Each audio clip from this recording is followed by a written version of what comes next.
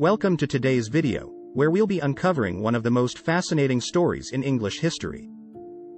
This tale involves a long-lost king, a battle for the throne, and an incredible modern-day discovery that captured the world's attention. In 1485, King Richard III met his tragic end on the battlefield, and for centuries, his remains remained a mystery, lost to the annals of time. But in 2012, a remarkable discovery was made. The king's bones were found buried under a parking lot in Leicester, England, over 500 years after his death.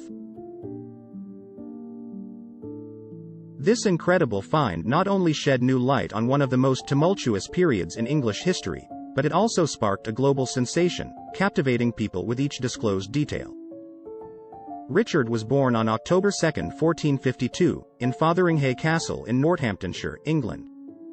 Richard served as the Duke of Gloucester and the Lord Protector of England during the reign of his nephew, King Edward V, after his brother King Edward IV died. Richard is accused of usurping the throne, and having his two nephews murdered, in order to secure his position as king. This grim story is widely known as the Princes in the Tower. Said tower is none other than the infamous Tower of London. Richard was crowned king on July 6, 1483, and ruled for only 2 years, before he was defeated and killed at the Battle of Bosworth Field, on August 22, 1485. Richard III was the last king of the Plantagenet dynasty and the last king of England to die in battle. The idea to find the remains of King Richard III began in the late 20th century when a group of historians and enthusiasts became interested in finding the location of the king's burial place.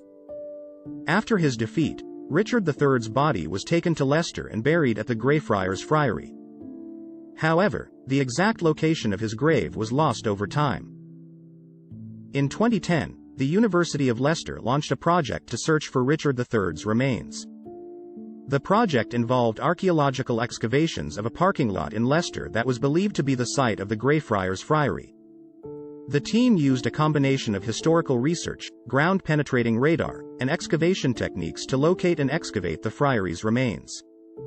In 2012, the team announced that they had found a skeleton that they believed to be that of Richard III. The skeleton was closely inspected. Its height and bone structure showed evidence of severe scoliosis, which was consistent with contemporary accounts of Richard III's physical appearance. It also showed evidence of fatal injuries consistent with the manner of Richard III's death at the Battle of Bosworth Field. The DNA testing to confirm the identity of the remains of Richard III was a complex process. The University of Leicester team extracted DNA samples from the skeleton's teeth and thigh bone. They also obtained DNA samples from 2 living descendants of Richard III's sister, Anne of York, Michael Ibsen and Wendy Duldig. Extensive quality control measures were put in place to ensure that the results were accurate and reliable. The results showed a high degree of probability that the skeleton was that of Richard III, with a match rate of more than 99.999%. In 2015, Richard III was reburied at Leicester Cathedral in a ceremony attended by members of the royal family and other dignitaries.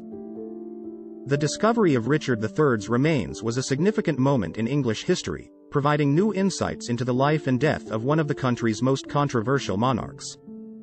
It was also a testament to the power of modern archaeological and forensic science, and demonstrated how modern techniques can help us shed light on centuries-old mysteries.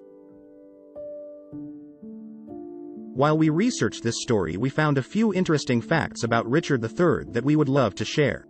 Did you know that the great Lawrence Olivier portrayed the king in the fictitious biopic Richard III? Also, most recently, the BBC's series, The Hollow Crown, featured Benedict Cumberbatch as Richard III. He also happens to be the monarch's second cousin 16 times removed. Cumberbatch took part in the reburial ceremony by reading a poem at Leicester Cathedral. The funeral procession and other aspects of the ceremony were designed in the manner of the Middle Ages. From the simple crown, to the escort on horseback wearing armor, as well as the pall that covered the coffin of the deceased king. This brings us to the end of today's story, a medieval chapter in history that was finally closed in modern times. See you next time.